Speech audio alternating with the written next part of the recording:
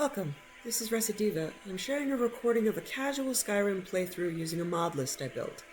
My profound thanks to all the mod creators who have made this game a crowdsourced treasure. I hope you enjoy.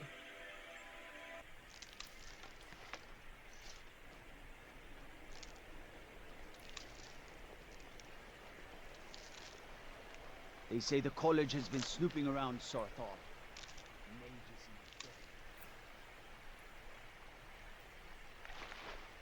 You know, I've come to enjoy your company on the road.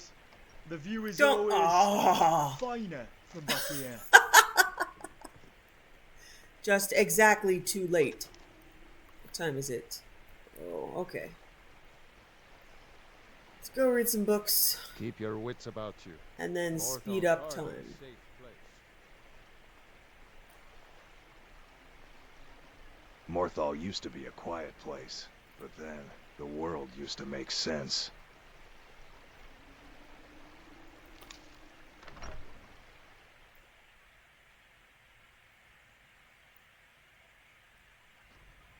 Finally, someone comes in. Kick off your boots, stay a while. Let me know if there's anything I can help you with. Welcome to the Moorside. If you need anything, I'll be around. Good to have a customer. Oh, go on. Buy a drink? Is there a story behind that burned down house? Anything new? Hrogar's house?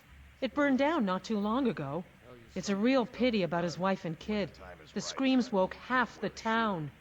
Most folk won't go near it now for fear it's cursed. Let's talk How did about the it fire some other start? time. Hrogar claims it was a hearth fire. Some folks say Hrogar started it himself. With his own wife and child inside? That's what they say. See, he's living with Alva now. That started the day after the fire.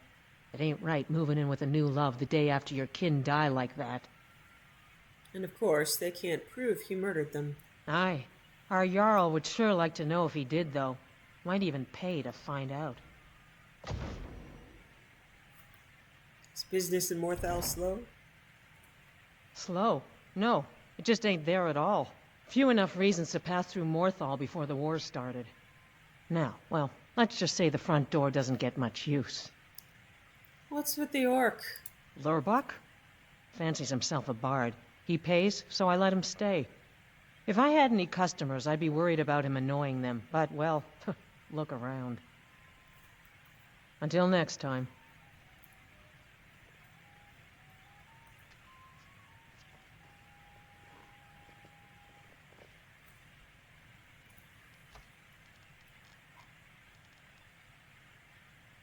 "2920, Volume 8, Last Seed."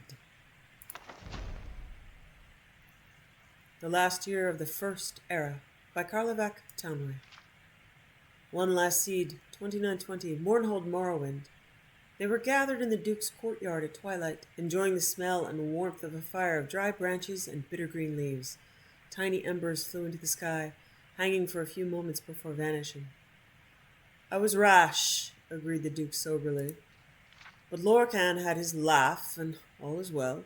The Morag Tong will not assassinate the Emperor now that my payment to them is at the bottom of the Inner Sea. I thought you had made some sort of a truce with the Daedra princes."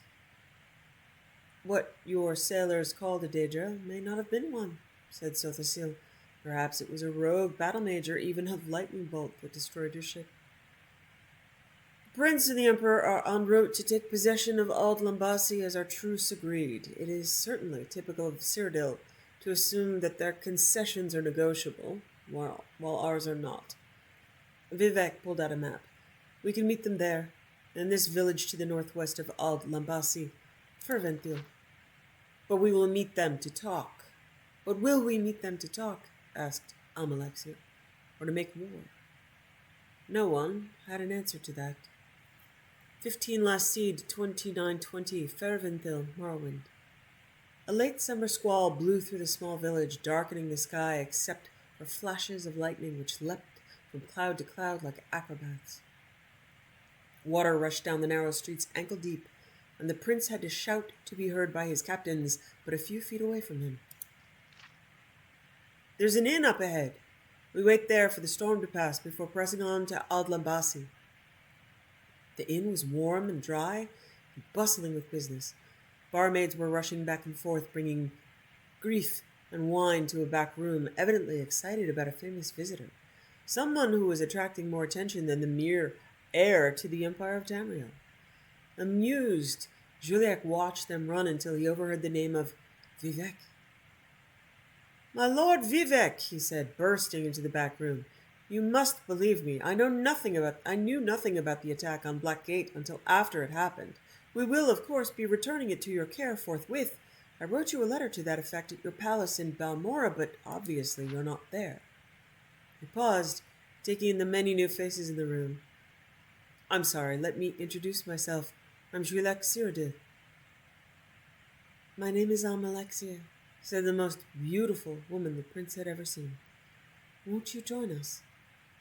"Sothasil," said a serious-looking Dunmer in a white cloak, shaking the prince's hand and showing him to a seat. "Imdoril Brindisi Doran, Duke Prince of Mournhold," said the massively built man next to him as he sat down. "I recognize that the events of the last month suggest, at best, that the Imperial army is not under my control," said the prince after ordering some wine. "This is true. The army is my father's." "I understood that the Emperor was going to be coming to Aud Lambasi as well," said Almalexia. "Officially, he is," said the prince cautiously. "Unofficially, he's still back in the Imperial city. He's met with an unfortunate accident." Vivek glanced at the Duke quickly before looking at the prince. "An accident?" "He's fine," said the prince quickly. "He'll live, but it looks like he'll lose an eye. It was an altercation that has nothing to do with the war. The only good news is that while he recovers, I have the use of his seal. Any agreement we make here and now will be binding to the Empire, both in my father's reign and in mine." "Then let's start agreeing," smiled Almalexia. 16 Last Seed, 2920 Roth Naga, Cyrodiil. The tiny hamlet of Roth Naga greeted Cassir with its colorful houses perched on a promontory overlooking the stretch of the Rothgarian mountain plain and high rock beyond. Had he been in a better mood, the sight would have been breathtaking. As it was, he could only think that in practical terms, a small village like this would have meager provisions for himself and his horse. He rode down into the main square, where an inn called the Eagle's Cry stood. Directing the stable boy to house and feed his horse, Cassir walked to the inn and was surprised by its ambiance. A minstrel he had heard play once in Gliverdale was performing a jaunty old tune to the clapping of the mountain men. Such forced merriment was not what Cassir wanted at that moment. A glum Dunmer woman was seated at the only table far from the noise, so he took his drink there and sat down without invitation. It was only when he did that he noticed that she was holding a newborn baby. "I've just come from Morrowind," he said rather awkwardly, lowering his voice. "I've been fighting for Vivek and the Duke of Mournhold against the Imperial army. A traitor to my people, I guess you'd call me." "I am also a traitor to my people," said the woman, holding up her hand, which was scarred with a branded symbol. "It means I can never go back to my homeland." "Well, you're not thinking of staying here, are you?" laughed Cassir. "It's certainly quaint, but come wintertide, it's going to be snow up to your eyelashes. It's no place for a new baby. What is her name?" "Osriel. It means beauty of the forest." "Where are you going?" "Dwinnen, on the bay in High Rock. You're welcome to join me. I could use the company." He held out his hand. "Cassir Whitley." "Turala," said the woman after a pause. She was going to use her family's name first, as is tradition, but she realized it was no longer her name. "I would love to accompany you. Thank you." 19 Last Seed, 2920 Aud Lambasi, Morrowind. 5 men and 2 women stood in the silence of the great room of the castle, the only sound the scrawl of quill on parchment and the gentle tapping of rain on the large picture window. As the prince set the seal of Cyrodiil on the document, the peace was made official. The Duke of Mournhold broke out in a roar of delight, ordering wine brought in to commemorate the end of 80 years of war. Only Sothasil stood apart from the group. His face betrayed no emotion. Those who knew him best knew he did not believe in endings or beginnings, but in the continuous cycle, of which this was but a small part. "My prince," said the castle steward, unhappy at breaking the celebration. "There is a messenger here for from your mother, the Empress. He asked to see your father, but as he did not arrive..." Juliac excused himself and went to speak with the messenger. "The Empress does not live in the Imperial City?" asked Vivek. "No," said Almalexia, shaking her head sadly. "Her husband has imprisoned her in Black Marsh, fearing that she was plotting a revolution against him. She is extremely wealthy and has powerful allies in the Western Colovian estates, so he could not marry another or have her executed. They've been at an impasse for the last 17 years since Shilek was a child." The prince returned a few minutes later. His face betrayed his anxiety, though he took troubles to hide it. "My mother needs me," he said simply. "I'm afraid I must leave at once. If I may have a copy of the treaty, I will bring it with me to show to the Empress the goodwill. I will bring it with me to show the Empress the good we have done today, and then I will carry it on to the Imperial City, so that it may be made official." Prince Juilak left with fond farewells of the three of Morrowind. As they watched him ride out into the rain-swept night south toward Black Marsh, Vivek said, "Tamriel will be much healed when he has the throne." 31 Last Seed, 2920, Dorza Pass, Black Marsh. The moon was rising over the desolate quarry, steaming with swamp gas from a particularly hot summer, as the prince and his two guard escorts rode out of the forest. The massive piles of earth and dung had been piled high in antiquity by some primitive, long-dead tribe of Black Marsh, hoping to keep out some evil from the north. Evidently, the evil had broken through at Dorza's Pass, the large crack in the sad, lonely rampart that stretched for miles. The black, twisted trees that grew on the barrier cast strange shadows down, like a net tangling.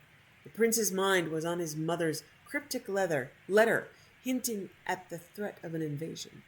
He could not, of course, tell the Dunmer about it, at the very least, until he knew more and had notified his father.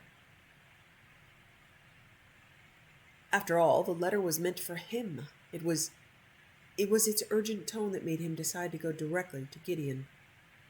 The Empress had also warned him about a band of former slaves who attacked caravans going into Dorza Pass. She advised him to be certain to make his imperial shield visible, so they would know he was not one of the hated Dunmer slavers. Upon riding into the tall weeds that flooded through the pass like a noxious river, the prince ordered that his shield be displayed. "I can see why the slaves use this," said the prince's captain. "It's an excellent location for an ambush." Juilak nodded his head, but his thoughts were elsewhere. What threat of invasion could the Empress have discovered? Were the Akaviri on the seas again? If so, how could his mother from her cell in Castle Giovese know about it? A rustle in the weeds and a single sharp human cry behind him interrupted his ponderings. Turning around, the prince discovered that he was alone. His escort had vanished. The prince peered over the stretch of the moonlit sea of grass, which waved in almost hypnotic patterns to the ebb and flow of the night wind billowing through the pass. It was impossible to tell if a struggling soldier was beneath this system of vibrations, a dying horse beneath another. A high, whistling wind drowned out any sound of the victims of the ambush might be making. Juilak drew his sword and thought about what to do, his mind willing his heart not to panic. He was closer to the exit of the pass than the entrance. Whatever had slain his escort must have been behind him. If he rode fast enough, perhaps he could outrun it. Spurring his horse to gallop, he charged for the hills ahead, framed by the mighty black piles of dirt. When he was thrown, it happened so suddenly, he was hurtling forward before he was truly conscious of the fact. He landed several yards beyond where his horse had fallen, breaking his shoulder and his back on impact.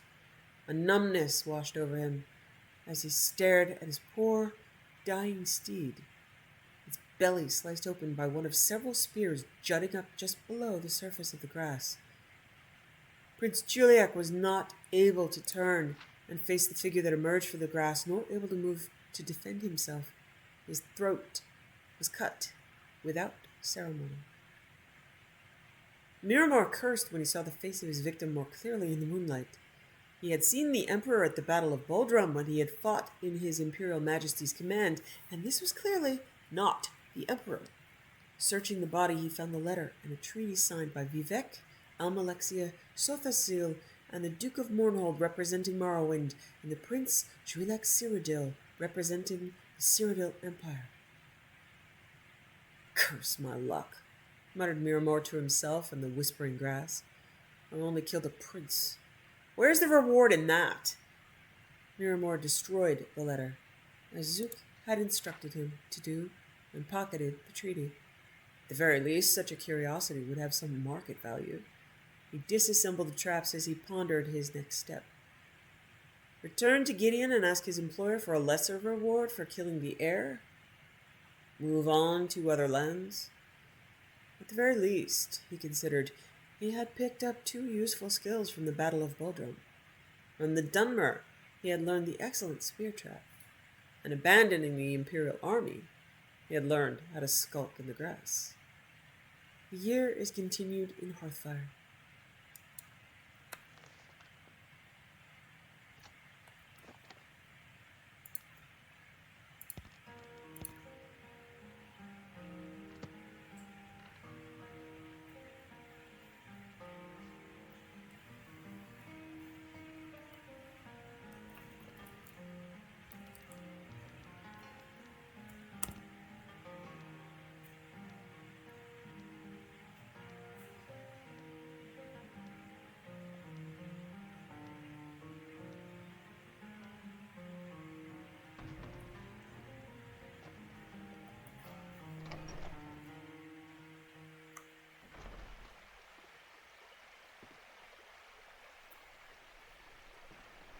Morthal used to be a quiet place, but then the world used to make sense. Watch the skies, traveler. The sky should watch me. If you need any alchemy supplies, I'll do my best to provide them, assuming I haven't used them all up. Unless it's about the mill. I don't have time to talk. Too much to do. I'm looking for pieces of Medrun's razor. Don't know what you're talking about, stranger. Yeah, you do. Really? Silas Vesuvius says otherwise. I've heard of him. My father had suspicions about his connection to the mythic Dawn. Guess they were true. I don't need this. My family wasted 8 generations keeping that razor safe from a dead cult. As far as I care, it can stay locked in my house. You won't miss it then. You want the hilt that bad? Fine. Here's the keys. It's locked in a chest inside my house. Wow, that... What isn't the Jarl dealing with? Thruster saw the house that burned down. Peculiar bit of business that was. That's on top of noises from the marsh in the night. Tales of monsters. Now this wizard in our midst. What's a man to do if he can't look to his Jarl for help? See ya. I hear the keys to my house. Wow, persuade is OP, folks. We should get cozy by a campfire. It's bloody cold. Yeah, it is. Lemmy's probably in here like, can I help you? Oh no, she's gone. Okay. Okay.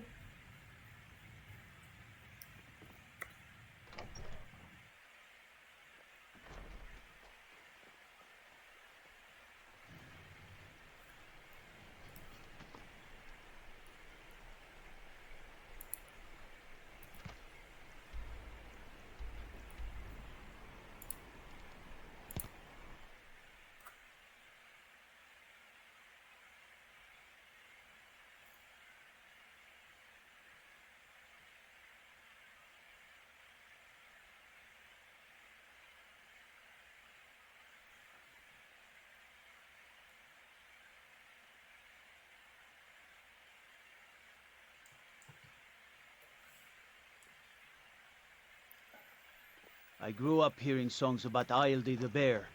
She wrestled a storm out of the sky. Good for you, random guard.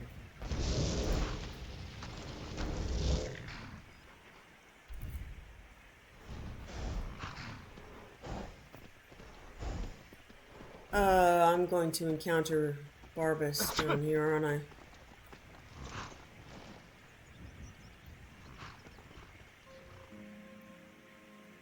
No? Weird. Oh, I have to talk to Laud first, which I haven't. Why don't I just do that first? No, that's a long way. I don't care.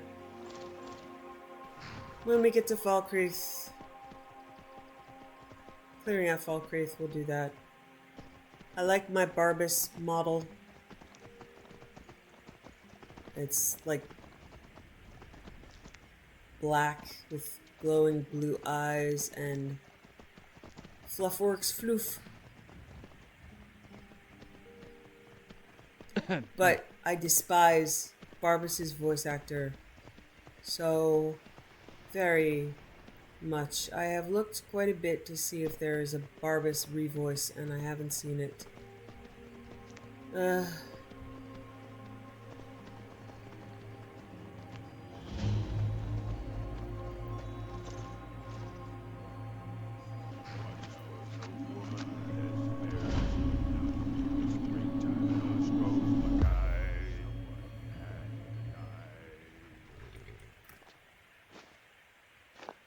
My blade is thirsty for blood. Friend. Looky here. Looks like we got ourselves a hero. Now ain't You this a bastards! surprise?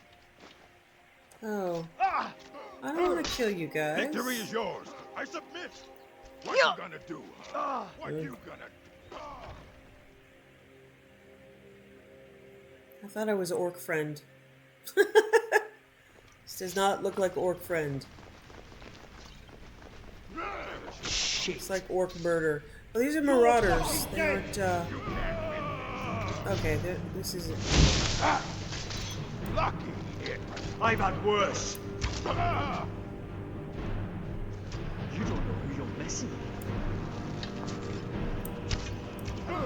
Oh, I'm sorry. Yeah, I thought I was Orc Friend. Scared when you're in a But you're fight. not worth, Or I find it a bit thrilling. reloading the game. You know what I mean? Bit of balls, things. Oh, I have to kill you, huh? That was excellent.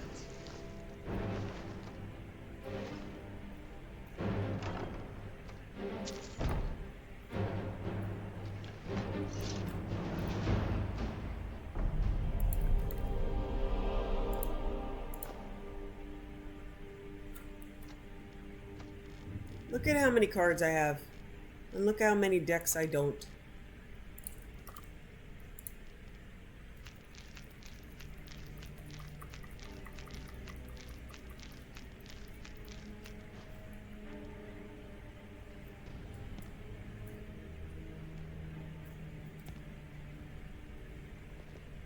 Look at how many decks I still don't.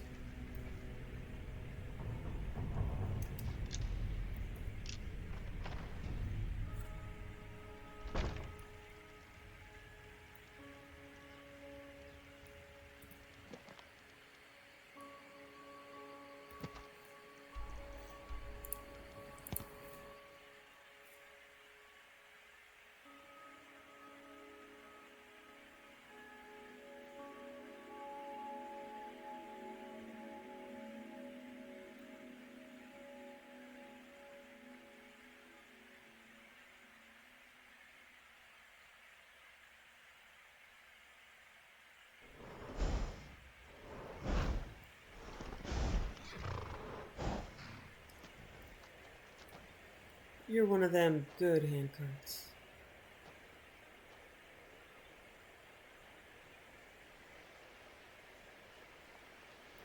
Okay. Never been asked if I've been in love before. I have two to hand in, don't I? Have fine cut void salts. It's got me thinking. Talk Captain Realize Wayfinder. whatever this is, it's bigger than anything I've got before. Yes? Hey, Sam. I don't like taking orders from a boy. Everyone thinks I'm too young to be a ship's captain. but I'm going to prove them wrong. I don't buy all that talk much. Bring the fine-cut void salts Captain's to having to be stern Wayfinder. and strict. I want my crewmen to enjoy their work. I inherited the ship when my mother Oh passed my away. god. She spent her- Invisible ships I'm good with and stars bugged and charts, quests. but I admit I've got some things Thanks, to learn about. Dawnstar.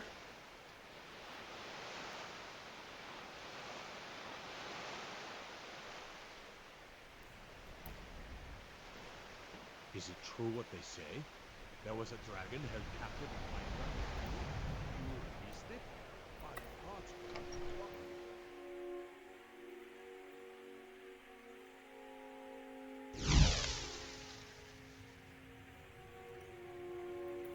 What is it? Do you have one of the razor fragments? The hilt, as promised. Did you try the grip? Isn't it eerie how it seems to mold itself into your hand? Here's your go. We just need the pommel and the shards of the blade now. Here's the pommel. Our master craftsmen are nothing compared to the perfection of the Daedra. Look how it shines. Here's your gold, as promised. There's only the shards of the blade left to collect. Exciting, isn't it?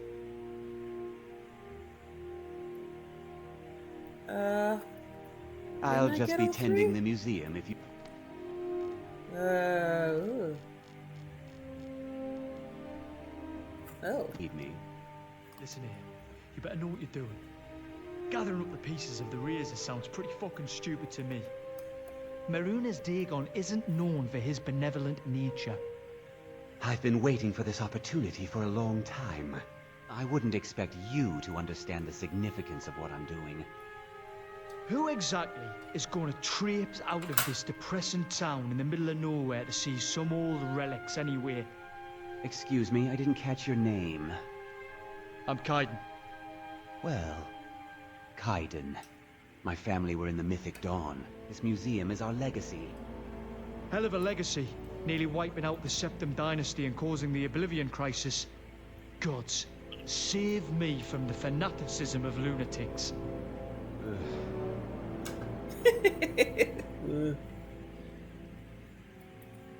Alright. So, Captain Wayfarer won't talk to me.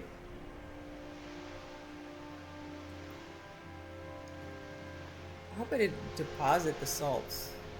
Usually the museum doesn't do that. Have you ever thought of taking to the sea?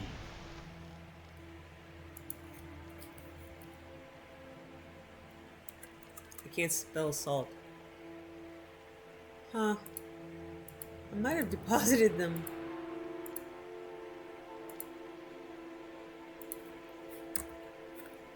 Yep. Just leaving the world behind. What happened? Look, I know I got them.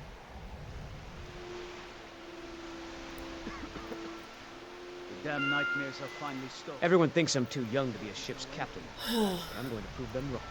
Alright. Combination. Oh. I didn't retrieve the shards. Okay.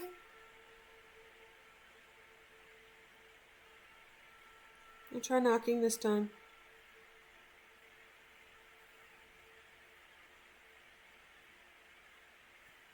Note to self, don't jump over the wall in an orc stronghold.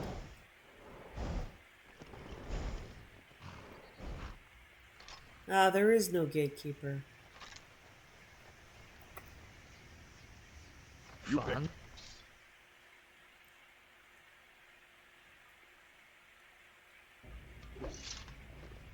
Let's do this. Let's try this again.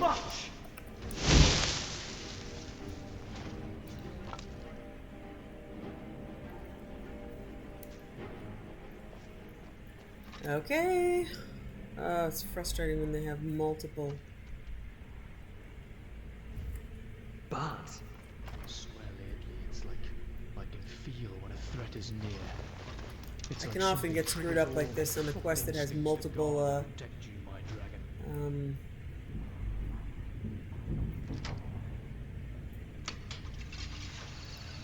multiple quest markers.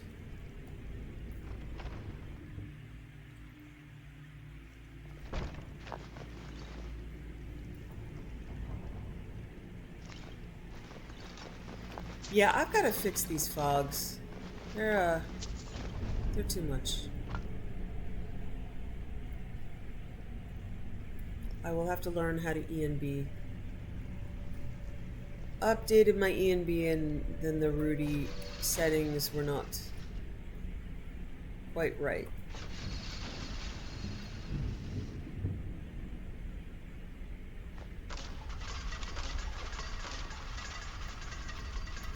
I swear at this point you're only wanting us to sneak about because you know I can't think straight seeing you move like... So I couldn't possibly have another purpose, Kaidan.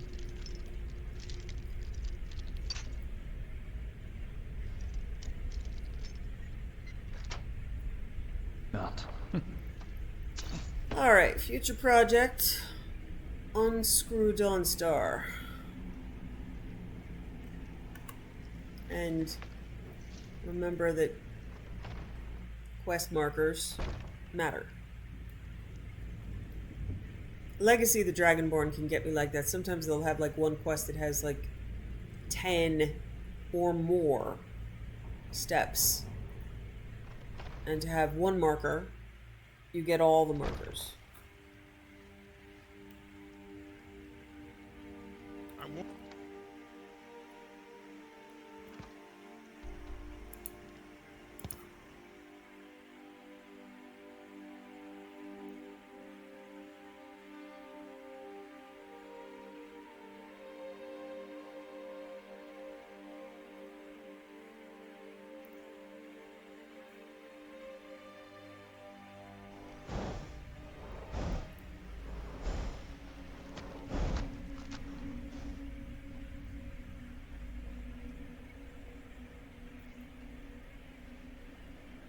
Okay, let's see if Captain Wayfarer, Wayfinder,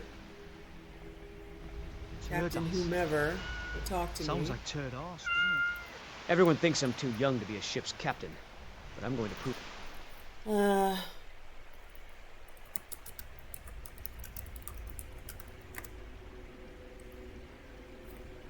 Wrong.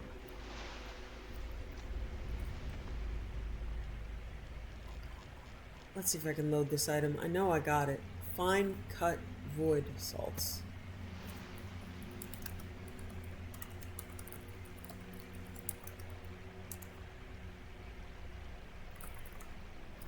Nope. It won't load as an item. So, I can't tell if this quest is bugged or if the museum yoinked it or what, but I'm going to count this as done.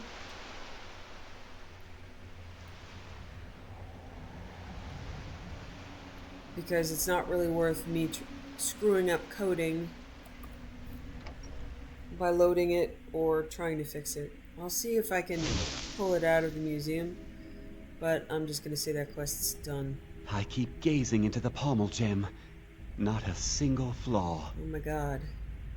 I have the blade shards of Mehrunes' razor. Look at them. The legendary sharpness of a Daedric weapon.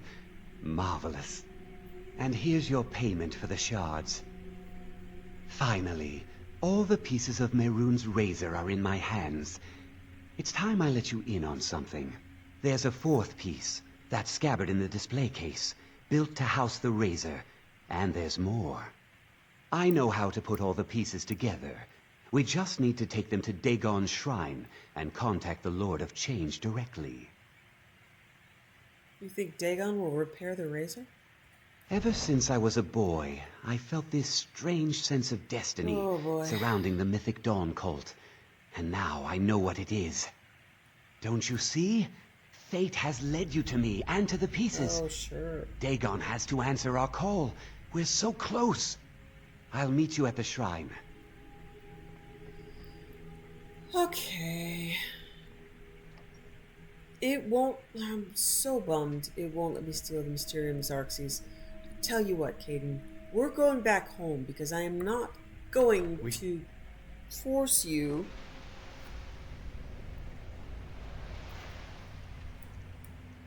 to watch me do this. Seems rather cruel. Besides, I'm about to go do Dragonborn. And for that, you cannot come with me, and I cannot rest.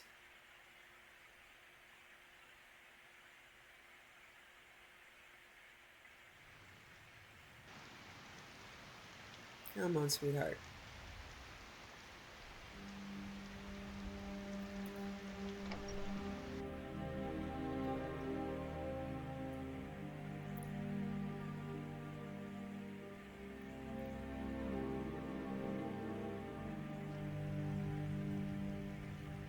Hey, sweet baby. Hello, honey. Yeah, I missed you too. Hello, Nico.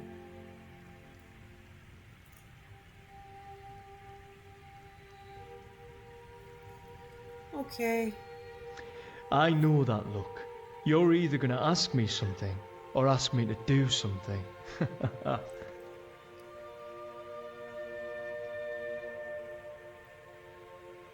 Let's rest here. I'll find something to do. Let me know when you're ready to go. Okay, honey.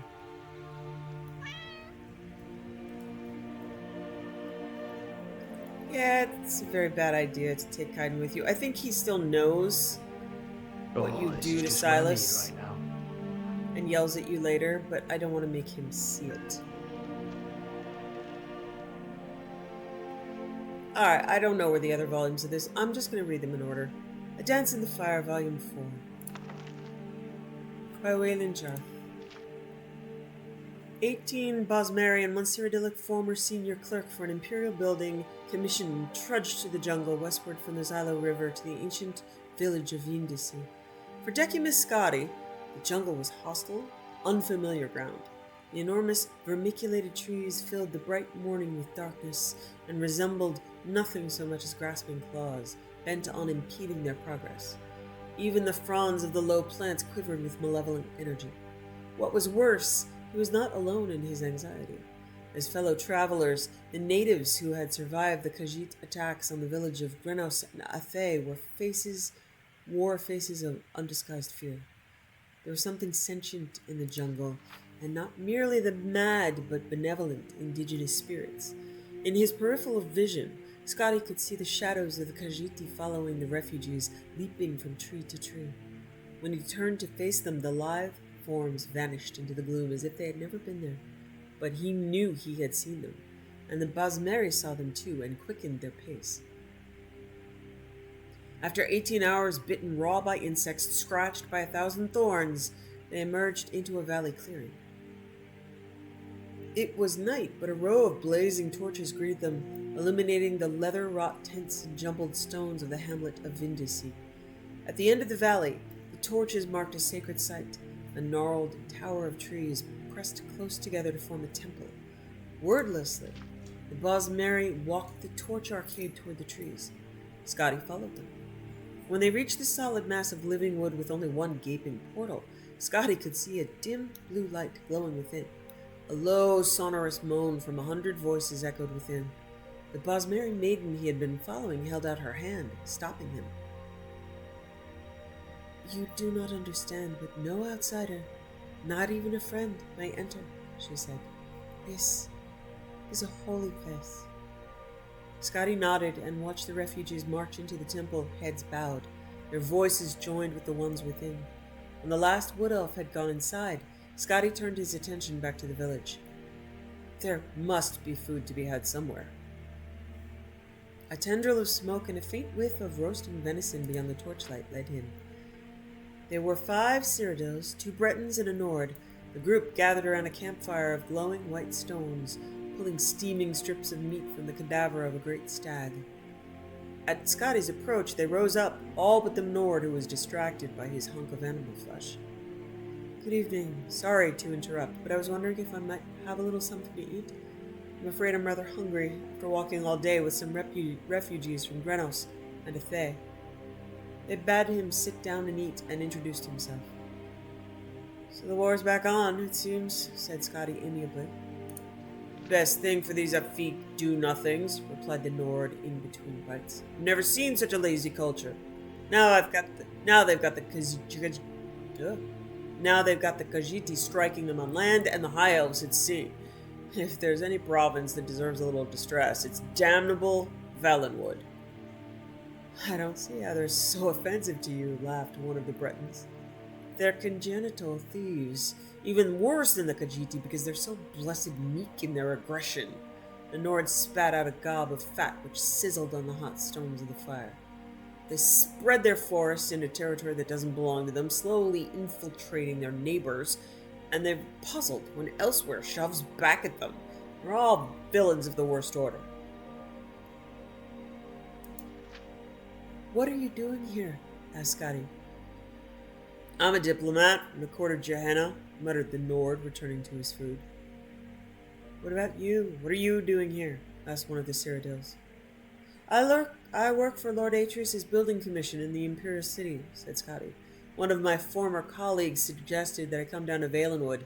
He said the war was over, and I could contract a great deal of business for my firm rebuilding what was lost. One disaster after another, and I've lost all my money. I'm in the middle of rekindling of war, and I cannot find my former colleague. Your former colleague, murmured another of the Cyrodiils, who had introduced himself as Regulus. He wasn't by any chance named Leodes Juris, was he? You know him? He allured me down to Valenwood in nearly the exact same circumstances, smiled Regulus grimly. I worked for your employer's competitor, Lord Vanek's men, where Leodes Juris also formerly worked. Let me do that again. I worked for your employer's competitor, Lord Vanek's men, where Leodes Juris also formerly worked. He wrote to me asking that I represent an imperial building commission and contract some post-war construction. I had just been released from my employment, and I thought that if I brought some new business, I could have my job back. Juris and I met in Athe, and he said he was going to arrange a very lucrative meeting with the Sylvanar. Scotty was stunned. Where is he now? I'm no theologian, so I couldn't say, Regulus shrugged. He's dead. When the Khajiiti attacked Athe, they began by torching the harbor where Juris was readying his boat. Or, I should say, my boat, since it was purchased with the gold I brought. By the time we were even aware of what was happening enough to flee, everything by the water was ash. The Khajiiti may be animals, but they know how to arrange an attack. I think they followed us to the jungle, to Vindisi, said Scotty nervously. There was definitely a group of something jumping among the treetops. Probably one of the monkey folk, snorted the Nord. Nothing to be concerned about. When we first came to Vindisi and the Bosmeri all entered that tree, they were furious, whispering something about unleashing an ancient terror on their enemies. The Breton shivered, remembering. They've been there ever since, for over a day and a half now. If you want something to be afraid of, that's the direction to look. The other Breton, who was a representative of the Daggerfall Mages Guild, was staring off into the darkness while his fellow provincial spoke. Maybe, but there's something in the jungle, too, right on the edge of the village, looking in. More refugees, maybe? Asked Scotty, trying to keep the alarm out of his voice. Not unless they're traveling through the trees now, whispered the wizard. The Nord and one of the Cyrodiils grabbed a long tarp of wet leather and pulled it across the fire, instantly extinguishing it without so much as a sizzle. Now Scotty could see the intruders, their elliptical yellow eyes and long, cruel blades catching the torchlight. He froze with fear, praying that he too was not so visible to them. He felt something bump against his back and gasped. Regulus's voice hissed from up above. Be quiet, Romara, so you can climb up here. Scotty grabbed hold of the knotted double vine that hung down from a tall tree at the edge of the dead campfire. He scrambled up it as quickly as he could, holding his breath lest any grunt of exertion escape him. At the top of the vine, high above the village, was an abandoned nest from some great bird in a trident-shaped branch. As soon as Scotty had pulled himself into the soft, fragrant straw, Regulus pulled up the vine.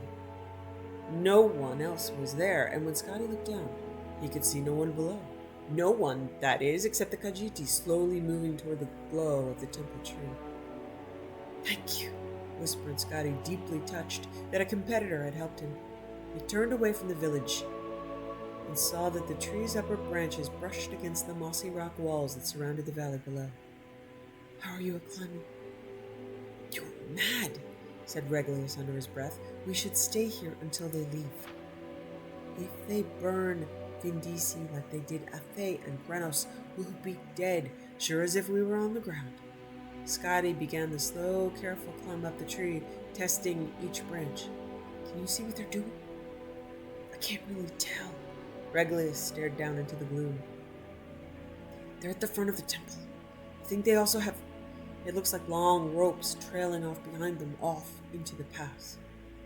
Scotty crawled onto the strongest branch that pointed toward the wet, rocky face of the cliff.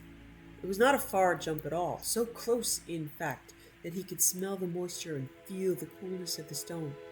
But it was a jump, nevertheless, and in his history as a clerk, he had never before leapt from a tree 100 feet off the ground to a sheer rock. He pictured in his mind's eye the shadows that had pursued him through the jungle from the heights above. How their legs coiled to spring, how their arms snapped forward in an elegant, fluid motion to grasp. He leapt. His hands grappled for rock. The long, thick cords of moss were more accessible. He held hard, but when he tried to plant his feet forward, they slipped up skyward. For a few seconds, he found himself upside down before he managed to pull himself into a more conventional position. There was a narrow outcropping jutting out of a cliff where he could stand and finally exhale. "Regulus! Regulus! Regulus!" Scotty did not dare to call out. In a minute there was a shaking of branches, and Lord Vanak's men emerged. First his satchel, then his head, then the rest of him. Scotty started to whisper something, but Regulus shook his head violently and pointed downward. One of the Khajiit was at the base of the tree, peering at the remains of the campfire. Regulus awkwardly tried to balance himself on the branch, but as strong as it was exceedingly difficult with only one free hand. Scotty cupped his palms and then pointed at the satchel. It seemed to pain Regulus to let it out of his grasp, but he relented and tossed it to Scotty. There was a small, almost invisible hole in the bag, and when Scotty caught it, a single gold coin dropped out. It rang as it bounced against the rock wall on the descent, a high, soft sound that seemed like the loudest alarm Scotty had ever heard. Then many things happened very quickly. The Cathay rat at the base of the tree looked up and gave a loud wail. The other Khajiit followed in chorus as the cat below crouched down and then sprung up into the lower branches. Regulus saw it below him, climbing up with impossible dexterity, and panicked. Even before he jumped, Scotty could tell that he was going to fall. With a cry, Regulus, the clerk, plunged to the ground, breaking his neck on impact. A flash of white fire erupted from every crevice of the temple, and the moan of the Bosmeri prayer changed into something terrible and otherworldly. The climbing Cathay rat stopped and stared. "Kiriko," they gasped. "The wild hunt." It was as if a crack of reality had opened wide. A flood of horrific beasts, tentacled toads, insects of armor and spine, gelatinous serpents, vaporous beings with the face of gods, all poured forth from the great hollow tree, blind with fury. They tore the Khajiit in front of the temple to pieces. All the other cats fled for the jungle, but as they did so, they began pulling on the ropes they carried. In a few seconds' time, the entire village of Vindisi was boiling with the lunatic apparitions of the wild hunt. Over the babbling, barking, howling horde, Scotty heard the Cyrodiils in hiding cry out as they were devoured. The Nord, too, was found and eaten, and both Bretons. The wizard had turned himself invisible, but the swarm did not rely on their sight. The tree the Cathay rat was in began to sway and rock from the impossible violence beneath it. Scotty looked at the Khajiit's fear-struck eyes and held out one of the cords of moss. The cat's face showed its pitiful gratitude as it leapt for the vine. It didn't have time to entirely replace that expression when Scotty pulled back the cord. and watched it fall. The hunt consumed it to the bone before it struck the ground. Scotty's own jump up to the next outcropping of rock was immeasurably more successful. From there, he pulled himself to the top of the cliff and was able to look down into the chaos that had been the village of Vindisi. The hunt's mass had grown and begun to spill out through the pass of the valley, pursuing the fleeing Khajiit. It was then that the madness truly began. In the moon's light from Scotty's vantage, he could see where the Khajiit had attached their ropes. With a thunderous boom, an avalanche of boulders poured over the pass. When the dust cleared, he saw that the valley had been sealed. The wild hunt had nowhere to turn but on itself. Scotty turned his head, unable to bear to look at the cannibalistic orgy. The night jungle stood before him, a web of wood. He slung Regulus' satchel over his shoulder and entered.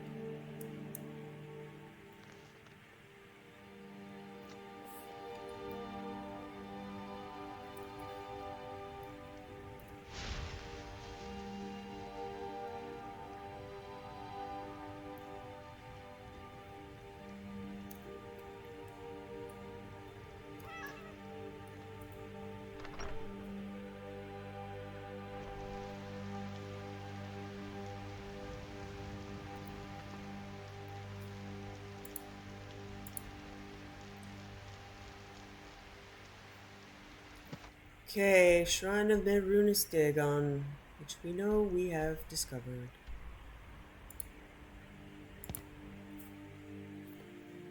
Spare Kaidan in this case, she is currying the favor of as many Daedric lords as she can. Attracting their attention is something that's eventually going to happen anyway.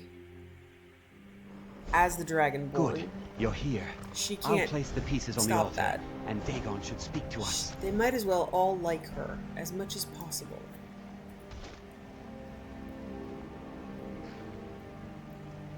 And this guy is Merun's Dagon, the Lord of Change. We have brought your razor to you. We beg you, please, bring the blade's full glory to Tamriel again. It's not working. Why don't you give it a try? Just put your hands on the altar. You, mortal. Wow, that was loud. You are worthy of speaking to. You have claimed the pieces of my razor. It has been an amusing game to witness. But Dagon does not declare a winner while there is a pawn on the board. Kill Silas. He and his family have served their purpose. I don't have any problem doing that whatsoever. It will be done, Lord Dagon. Kill him. Take your rightful place as my champion, or I will crush you. Wait, don't kill me. There's another way. I can take the pieces back to my museum, seal them in a display case. Nah. You get a generous amount of gold, I get to complete my collection, and nobody has to die. I don't like you. Dagon has spoken. Fine. I'm not dying without a fight. Yeah, well, honey, about Here that. we go.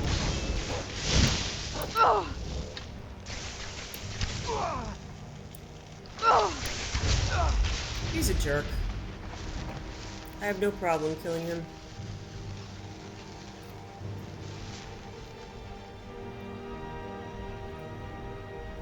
I am pleased, mortal. I will give you my razor. Use it to wreak havoc on Tamriel. I'll put it in a museum, you know.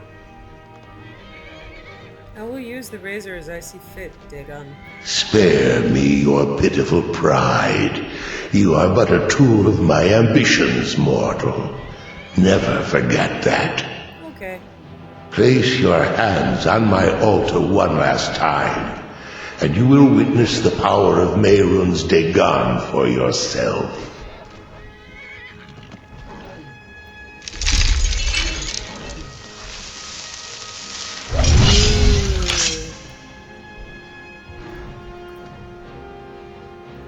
No, I'm not worshiping. Before you go mortal, one final challenge.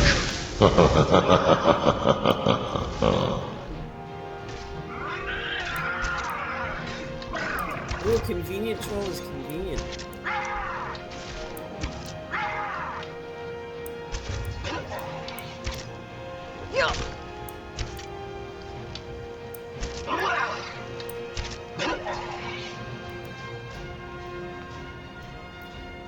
As I said, Kaidan's still gonna know that I did this, but I didn't make him witness it or participate. He will not understand my reasoning. No interest in serving Mehrunes Dagon, but once you have attracted the attention of a Daedric prince, be of use.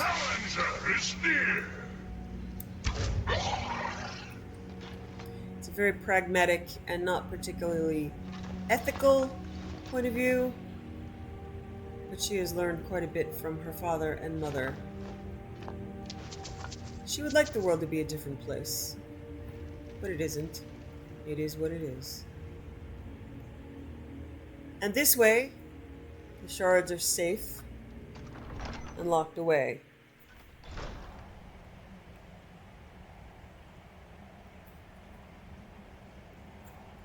Okay, so Dawnstar.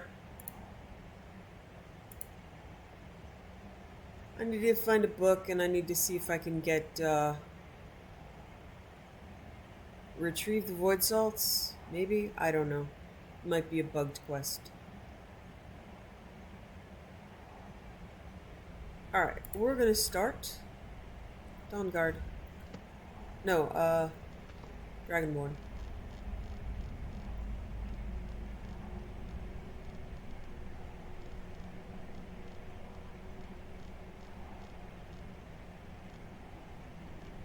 Ow.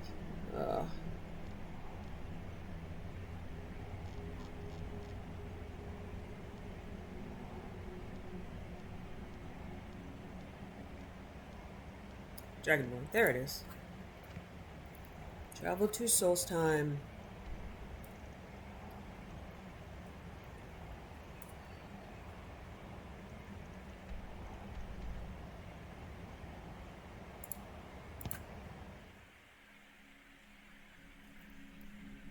I do have a player home in Solstheim called Redoran Grove, and we can visit there, but I'm not sleeping.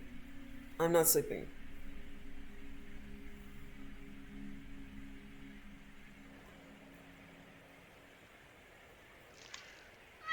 Regis! Hello, baby. Yes, I will.